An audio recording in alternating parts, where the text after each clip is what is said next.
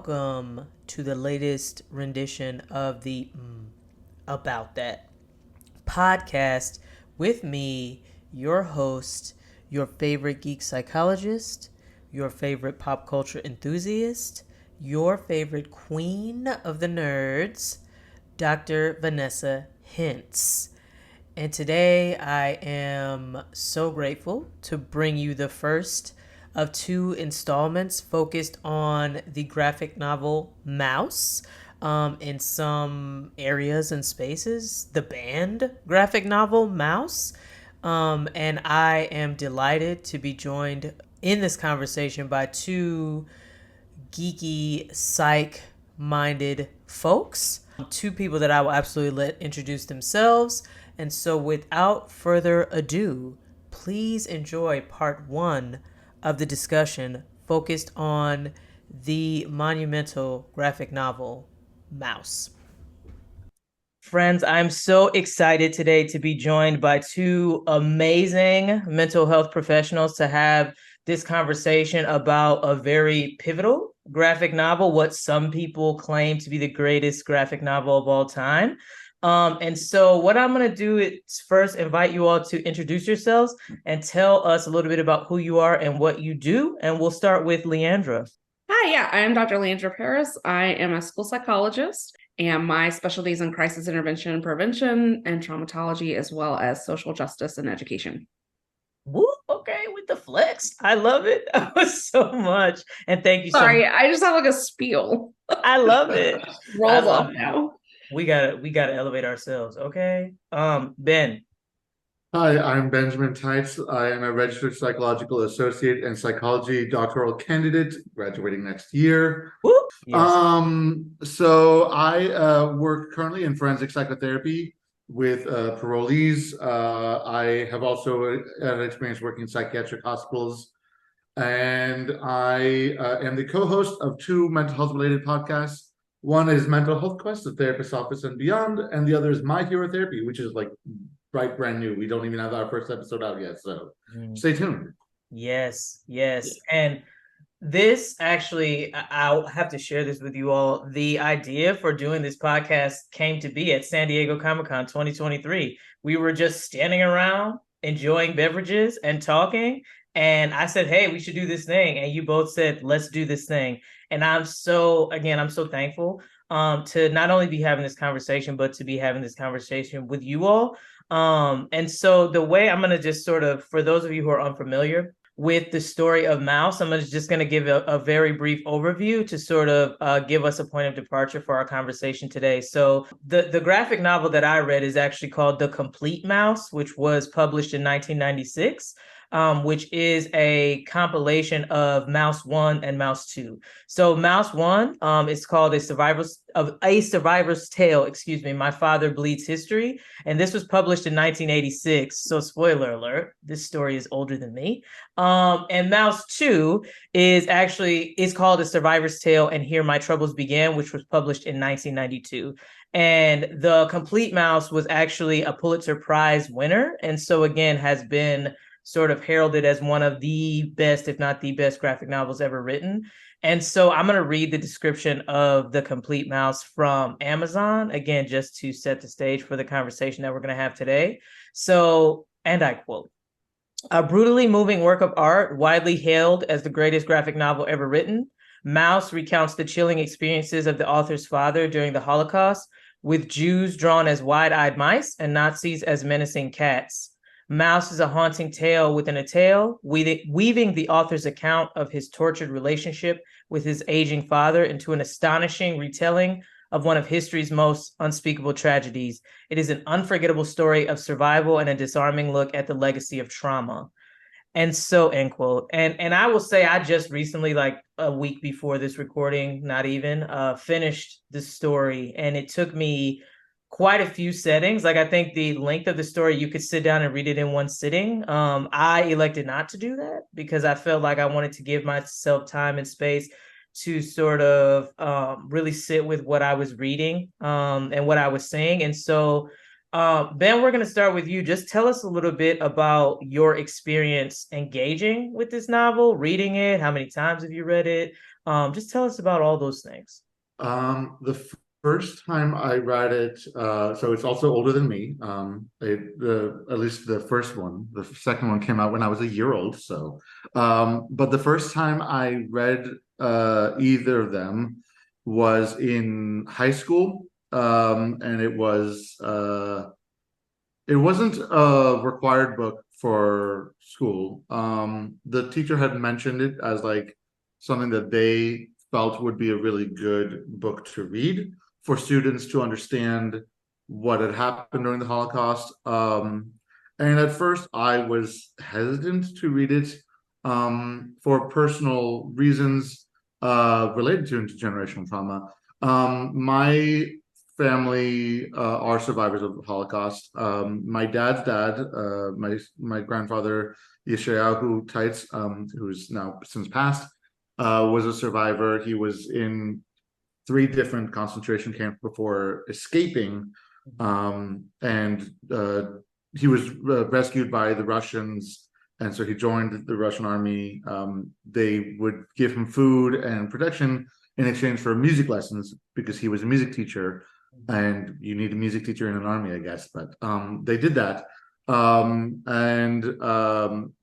my grandfather, before he passed away, had written out his kind of like his life story, his experiences of his time during the Holocaust.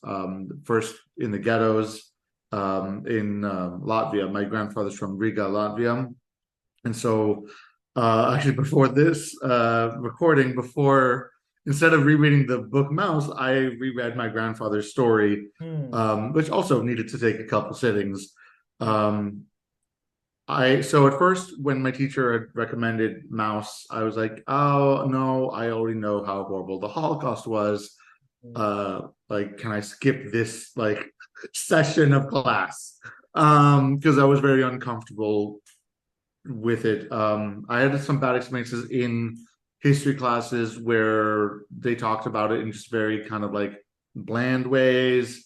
Very kind of just like, oh yeah, this is a thing that happened, and okay, like let's look at like politics and geography and stuff like that. And there was even one class where a student was like, but like, is this real? And I remember, and that was I want to say that was in like 10th grade.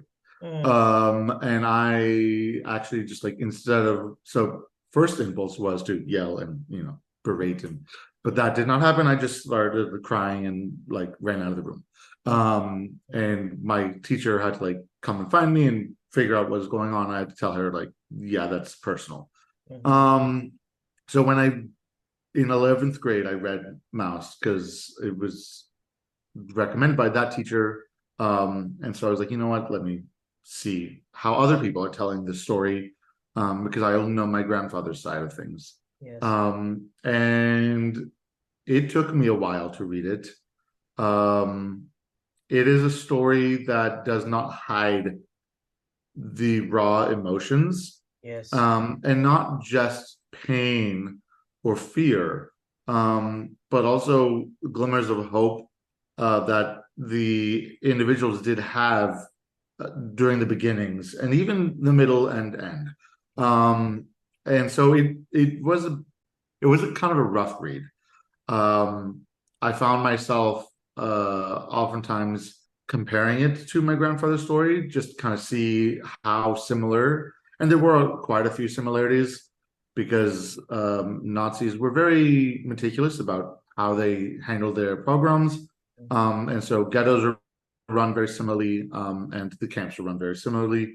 And just the overarching experience of being taken from your home and moved into a ghetto, and then having to work in the ghetto, but only if you were of a certain age. And spoiler alert, my grandfather was of that age. He was like 15 or 16 when they moved into the ghettos. And his younger siblings and his mom were sent away they said, oh, well, they're going to a different place. And he did not know where they were going, and he never saw them again. They were killed in one of the mass graves in the forest of Jarmala in Latvia. He only found that out from someone else in the ghetto who witnessed it, who had survived that mass shooting and was then taken to the ghetto. She told him what she saw. My grandfather worked in the ghettos. They would force them to just do like random physical labor jobs that had no real purpose. Like he was carrying bags around just for the sake of carrying bags around. They were given barely enough to eat. And then later on, he went through the different concentration camps, labor camps. So reading Maus kind of just reawakened my grandfather's story. And it gave it a whole new meaning because it's not just my grandfather, it's everyone. And like, obviously I knew it was 6 million Jews. Oh, more. 6 million were just those who died. It kind of took I never heard other people's stories because I was always hesitant to listen because the pain was very raw. So reading Maus allowed me to kind of bear witness for other people's because there are a lot of survivors whose descendants don't know their stories. And currently in 2023, and even for the last couple of years, the number of survivors has since dwindled. They've gotten older, they've died. And so there's actually a very big concern in the Jewish community that if we don't talk about these stories anymore, because most people would only tell them with family, but if we don't talk about them outside of the family, the stories will die out because the survivors are dying. This is why there's a lot of been a big push for those survivors that are still alive to speak at events to tell their stories, for descendants of the survivors to tell their ancestors' stories, and just to talk about the impact of the Holocaust on people as a whole. So you mentioned, as part of our schedule of events, is talking about intergenerational trauma and why we need to tell these stories. There's that saying, truth will heal and set you free and everything. It's kind of like that, in that if we tell the stories, then we're honoring their memories and their sacrifices, because it's so easy to not think about it. With any intergenerational trauma, with any, oppression, with any racism, it's so easy to ignore it. But if we do that, then we're letting the oppression live on. We are then oppressing ourselves because we are willfully ignoring it then, as opposed to being forced to or whatever by someone else. We are choosing that. So I choose to now, when there are Holocaust Remembrance Day events, I will listen to whatever stories are being told. I remember in college, I went with a Jewish group, Hillel, to the Holocaust Museum in LA, and we met with a survivor there who was actually in the same camp as my grandfather. They did not know my grandfather. I did not think that they would, but it was meaningful to me to kind of let them know that my grandfather was there with them. They were like, oh my goodness, so someone else made it out. They didn't know that other people made it out. They all sort of escaped, and they thought they were the only ones. So it kind of helped them to feel a little bit more better as well. So it is really important. We need to tell these stories. We need to talk about it, and in whatever ways we can, that allow it to not just be, okay, these people bad, these people good, because it's not just that.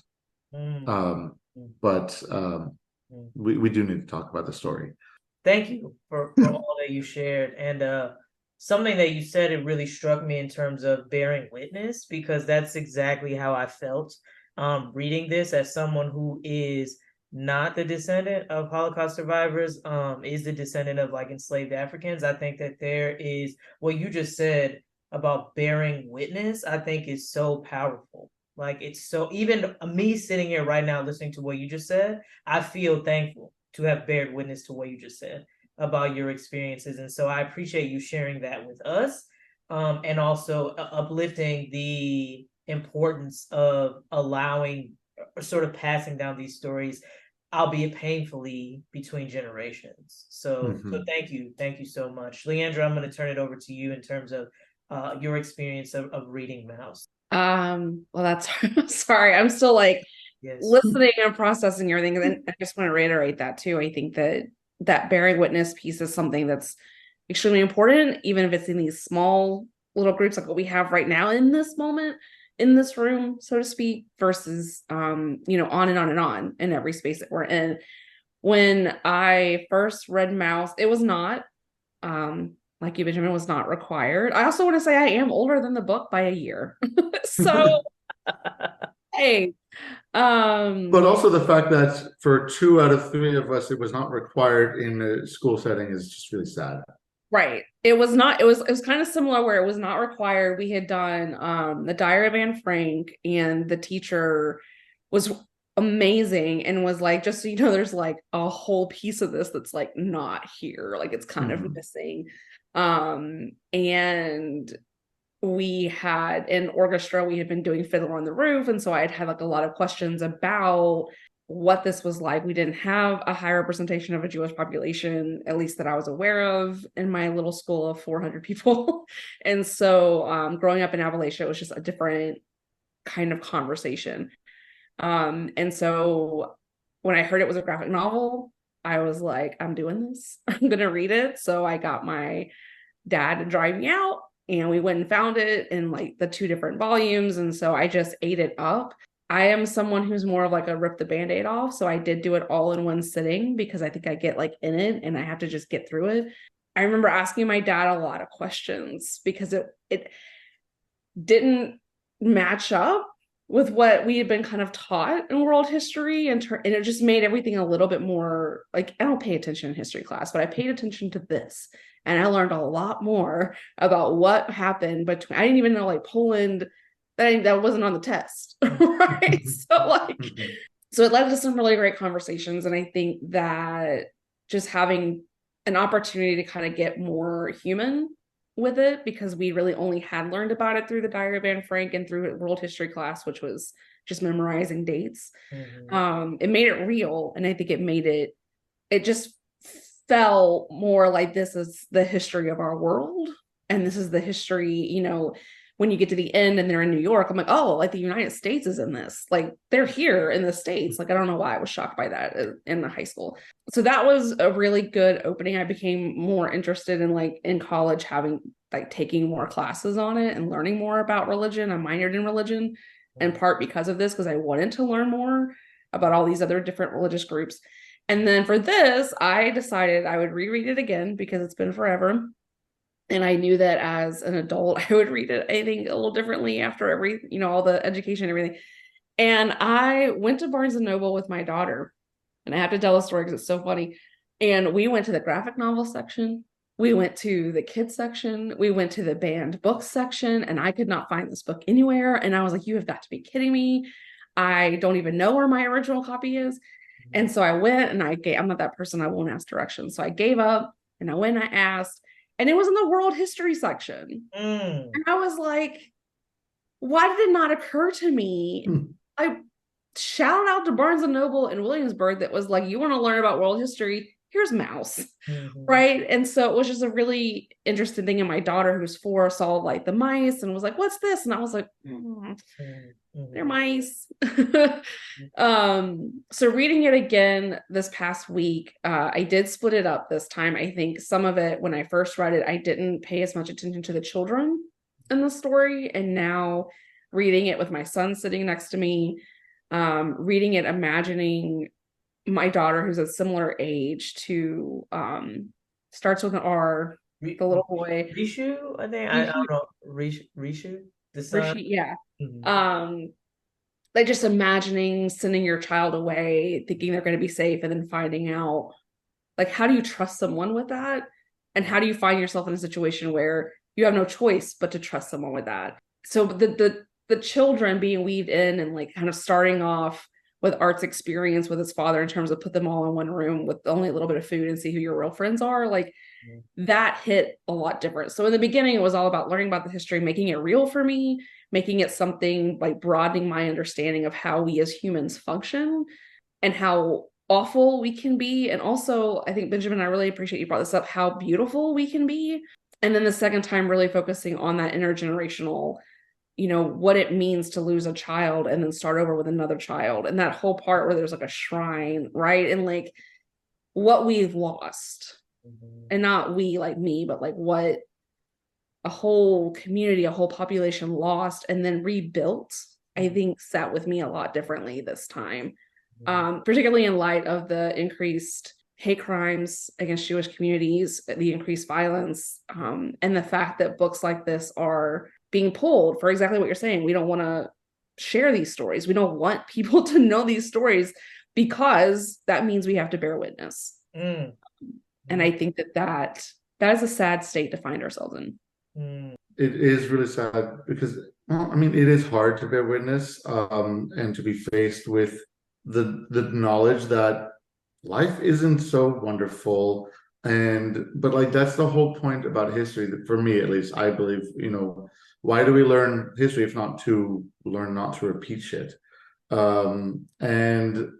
Speaking of, you know, the increased anti-Semitism and everything, there was last weekend at a synagogue up here in Orange County, just like a 20-30 minute drive away from me, in the middle of their Saturday services, there was a bomb threat and they had to be evacuated.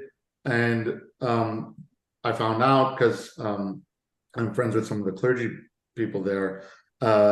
It turns out after the investigation, found out that the perpetrator, so there was no actual bomb. It was just, they called in the threat, the threat and everything like that.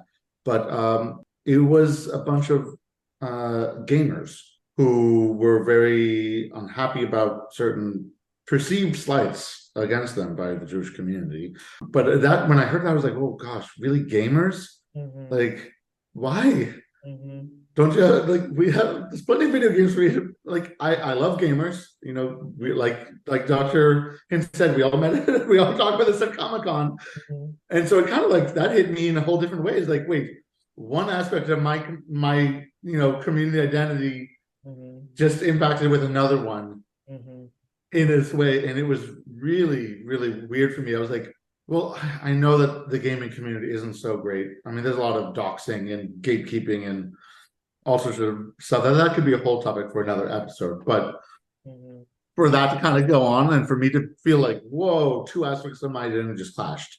Not that I'm a gamer. I don't play games. I just watch the playthroughs. I watch the Let's Plays and everything. I like to watch other people play. That's so disappointing. Not just disappointing. I mean, it's ironic. It makes me irate to hear that. Yeah. And I do game, or I used to game. I don't anymore because I have children who so my life is gone. But like, that is a really great point too about like that intersection of identity, about like why, and it kind of goes to like that whole thing that we were told growing up, where like, oh, Hitler didn't like Jewish people because they were better than him at art, and like that's what we were told.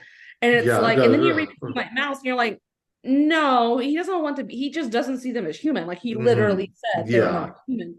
And so I think for gamers, that layer, right, of being able to say like, oh, well, they did this, that's just, I'm sorry, but that's why I don't game anymore, because they're also super sexist. And so I had to make sure that my name was like not feminine. But anyway, that's a whole other podcast. But I just want to say I'm so sorry.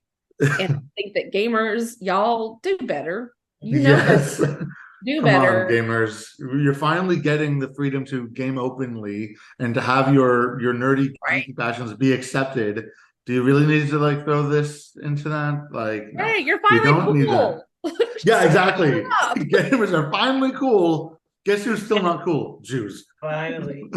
And I think what you all are describing too, I think is a great segue into talking about sort of like the efforts to ban Mouse. And one thing that I'm thinking of, and in a conversation I had on an earlier episode of the podcast, we talked about the everydayness of racism, and I would argue the everydayness of anti-Semitism is sort of germane to this discussion, because again, the reading through to prepare for our conversation about some of the issues people have with the book, again, the fact that this is even, I will say, allowed to be in the conversation is indicative of, again, anti-Semitism has become as everyday in America as racism, as other types of oppression. I think conversations like this are important for us to sort of acknowledge that, so people go into these conversations with an awareness. And so I'm just going to set a little bit of context. I read this article in preparation for our conversation that was actually from Hillary Shute, who wrote Mouse Now Selected Writing, where they talk a little bit about the value of mouse and sort of, again, the efforts to have it banned. And so a lot of this information I'm going to describe for you all is taken from a 2022 article that cites a lot of that work. So mouse was banned in Russia in 2015 due to the cover violating anti-Nazi propaganda laws. And so for those of you who are not familiar, the cover of Mouse is sort of like two mice and a swastika, but it's like not the swastika that was used by the Nazis. Like they changed it a little bit, but it's a swastika, like it's a big swastika. And so Russia said, you cannot have that here. Take that book away. Russia. Okay, that's a different conversation for a different day, right? And interestingly, this is something I found that was interesting. In 2001, people in Poland actually burned the book because they were objecting to the depiction of the Polish Gentiles. And so we see in the course of this story that Polish people were not kind to other Polish people, you know what I'm saying? And so people were like objecting to, like, we didn't do that. You did. And then more recently, particularly like you mentioned, Leandra, bringing the conversation back to sort of the context here within America, Mouse actually sort of regained this popularity last year in 2022 when it was banned in Tennessee due to, and I quote, bad language and nudity. And so there are instances in the book where there are curse words, and the nudity that they were pointing out was one of the sort of excerpts in the book where the author is talking about his mother and her suicide. There's a picture of her, I think, in the bathtub after she died by suicide, and she was naked. And so people were saying that is just a step too far in Tennessee. And so I want to read this quote, set off our conversation, because when I read it, not only as a marginalized person, as a psychologist, I was just like taken aback, right? So a board member in Tennessee was talking about why the book should be banned. And they specifically pointed to one of the flashback scenes where 4 Jewish people were hung in the town in Poland because they were trading on the black market. And there is a visual depiction of these mice being hung, right? And so this board member said, and I quote, "Being in the schools, educators and stuff, we don't need to enable or somewhat promote this stuff. It shows people hanging. It shows them killing kids. Why does the educational system promote this kind of stuff? It is not wise or healthy." End quote. And interestingly enough, in this article from The Atlantic, Hillary brings up a quote from the author, Art Spiegelman, who says, "People want a kinder, gentler Holocaust that they can stand," end quote. And the author goes on to state that doesn't exist. So you want us to tell the story in a way that doesn't exist. You want us to give you a palatable version of genocide, make it make sense, because that's not even a thing that happens, right? And we see what's happening now in Florida with the way that they want to talk about enslavement and how, you know, slaves were given all of these skills, so it was actually maybe a good thing for them. You know, like we see this happening now. And so Leandra, I'm going to start with you because I know that in our conversation in San Diego, you were like, let's talk about banned books. So I'm going to just give you the floor to sort of just talk to us about, because you work so often with kids who are the subject of these banning conversations, right? Like kids cannot handle this. So talk a little bit about all of that, all of those things. So I'm going to try to do so without getting mad. Y'all stop at any point. I think what I will say too, so with Mouse in particular, the idea that we're banning it because you see a woman's chest, why are you more upset that she's naked as opposed to dead in a bathtub? I'm confused about that. And so if we're not going to allow conversations that include suicide, why are we allowing children to do things like 13 Reasons Why? Why are we allowing them to read books that have like a separate but equal piece? Like, Dead Poet Society, like we allow all of those things because they're centered around white men. So how I just had to get that out of the way.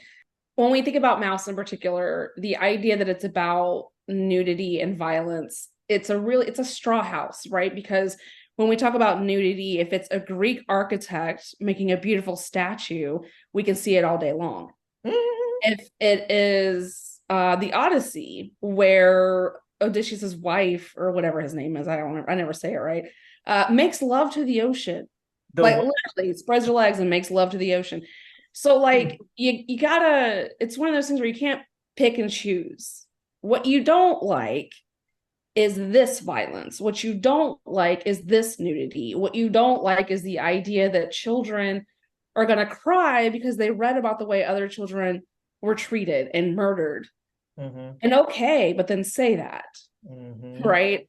Because I think in some ways with, even with the Diary of Anne Frank, they took out certain parts, because Odo didn't want people reading about his daughter masturbating. I'm not gonna lie, when I first read Anne Frank, I really could have used someone talking to me about masturbation. It would have made things a little bit easier to connect with. And so I think sometimes when we think about understanding a narrative and bearing witness, it means bearing witness to the full range. It means bearing witness to the glorious moment when Anja and her husband are reunited. That's also bearing witness.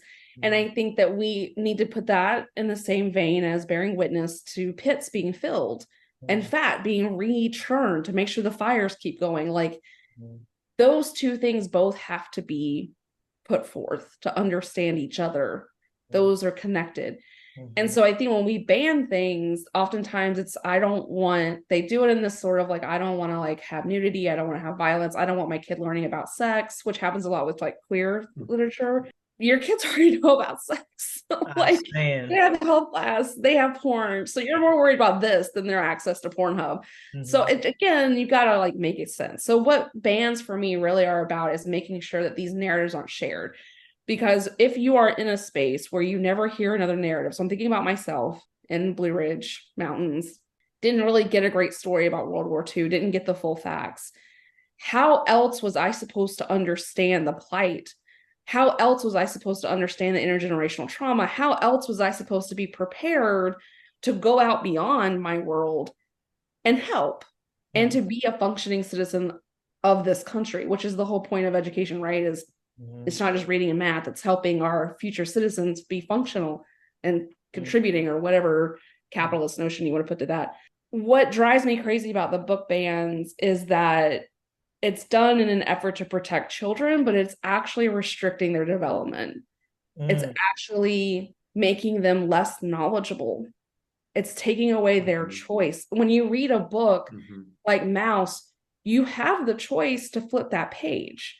You have the choice to skip that paragraph. And so in some of this, it's not only, because most of it is about controlling a narrative, not letting certain narratives be part of our country's understanding of how we function. It's also about controlling children in an effort of controlling their future. And I think that to me, particularly when I was reading Mouse, this is someone's real story. Who are we to tell children they can or cannot do that? And I think that's where I get, if we're going to do this, I didn't know Lord of the Flies finally ended up, but for a long time, Lord of the Flies wasn't banned. But so if it's a story about a bunch of boys raping a pig, by all means. But if it's the story of someone genuinely so lost for meaning, they take their own life because they were in a concentration camp and lost their child, and you tell a very accurate story of people being naked and search, which is another part, was that there's like the line of like naked, there's penises, because Lord forbid. I think there's a lot more I could say about that, but I would love to hear kind of y'all's reaction to it as well, because in doing narrative therapy, so much of it about is creating those narratives. And if we don't hear other people's narratives, we're not going to create the empathetic, compassionate society that we need. And that is my big concern. And I'll just say one thing quickly, and then I'll switch it over to you, Ben. But this is the everydayness of anti-Semitism, because essentially what you're saying is that the people in that story do not deserve empathy. That is the Mhm. everydayness of anti-Semitism. And Thank so you. Yes. we are 3 for 3 on this call. Mouse was not required. I didn't know Mouse existed until last year. Literally, I didn't even know that book existed until all of this conversation about banned books started happening. And of course, me, I'm like a tourist and I'm like very contrarian. You gonna tell me I can't read it? I'm gonna read it tomorrow. You know what I'm saying? And so I remember I was in shout out to Bloomington Normal, Illinois. I was in a comic shop in Bloomington Normal, Illinois, and I said, I'm about to buy this book because it was just there. And I had read or I had seen everything about it, but nobody told me that I needed to read that. Nobody in school at any point ever said you should read this to get this narrative right. And I would not have known about this story had it not been, I would say, for this community that I'm in of geeks, right? Of where we talk about stuff, graphic novels or things that we talk about. And so again, to me, that is the everydayness of anti-Semitism. How many of us had to read Lord of the Flies? How many of us had to read To Kill a Mockingbird? Again, and that was another one of those, right? But there are certain points where it's like, but that story, that doesn't deserve your attention. Those people don't deserve empathy. There's a penis, like whatever. That is the everydayness of anti-Semitism, like off top. And go ahead, man. I just had to get that. So Jewish penis is not okay. Raping Exactly. pig, totally fine. Exactly. No Jewish people. I don't No understand. issue. Like, Last of the Mohegans, white dude pretending to be a Native American, totally cool. Crucible. You want to talk about hanging people? We had a Crucible and act that the fuck out. Sorry. Yeah. Oh god. Yeah. So how do I continue this conversation without getting upset myself? Okay, banning books. Basically, like what you said, it's certain stories are okay. They are righteous. They are, whatever fluffy word we want to ascribe to them. And other stories are detrimental.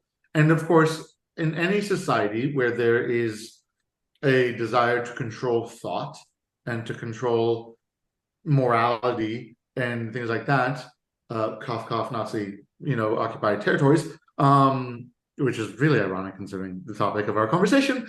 All the justifications are always the children. Think of the children.